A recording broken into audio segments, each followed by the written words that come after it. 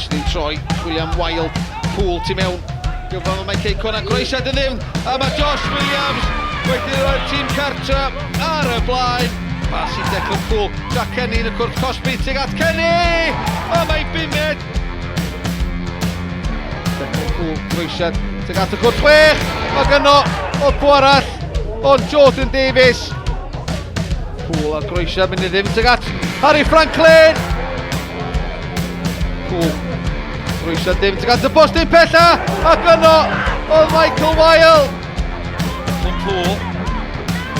Poole tu mewn i Chris Hugh, y bel y draws, oddi ar ben, Jack Kenny. Poole, un. Dipio i Hugh, Poole dal i fynd, tuag at y canol, ac mae Jordan Davies wedi cael ei gol am y pnawn.